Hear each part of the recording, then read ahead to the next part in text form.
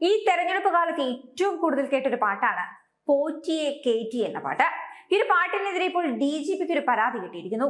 മനോഹരമായ ശബരിമലയിലെ ഭക്തിഗാനത്തെ വികലമായി ഉപയോഗിച്ചുവെന്നും രാഷ്ട്രീയ ലാഭത്തിന് വേണ്ടിയാണ് പാട്ടിനെ വികലമാക്കിയതെന്നും കാണിച്ചുകൊണ്ടാണ് പരാതി. കൂടാതെ തന്നെ രാഷ്ട്രീയ ലാഭത്തിനുള്ള പാട്ടിനൊപ്പം അയ്യപ്പനെ ചേർത്തതും വേദനിപ്പിച്ചിട്ടുണ്ട്. ഭക്തരെ അപമാനിച്ചു. പാട്ട് പിൻവലിക്കണമെന്നും ഈ ഒരു പരാതിയിൽ ആവശ്യപ്പെടുന്നു. തിരുവാഭരണ പാത സംരക്ഷണ സമിതി ജനറൽ സെക്രട്ടറി പ്രസാദ് കുഴിക്കാലയാണ് പരാതിക്കാരൻ. തെരഞ്ഞെടുപ്പിന് പിന്നാലെ ഈ പാട്ട് വലിയ രീതിയിൽ വൈറലാവുകയും വലിയ സ്വീകാര്യത ലഭിക്കുകയും ഒക്കെ ചെയ്തതാണ്. UDF തെരഞ്ഞെടുപ്പ് പ്രചാരണത്തിന് വേണ്ടി തയ്യാറാക്കിയ ഈ ഒരു പാട്ട് എഴുതിയത് പ്രവാസി കൂടിയായ GP ചാലപ്പുറമാണ്. പാടിയതാകട്ടെ മലപ്പുറം പടിഞ്ഞാറ്റുമുറിയിലെ ഡാനിഷ് മുഹമ്മദും.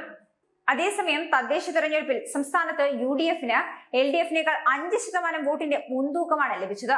പോൾ ചെയ്തതിൽ 40.7% UDFന്റെ വോട്ട് വിഹിതം. LDFനാകട്ടെ 35.7% മാത്രമാണ് വോട്ട് ലഭിച്ചത്. NDAക്ക് 16% വോട്ടും ലഭിച്ചിട്ടുണ്ട്.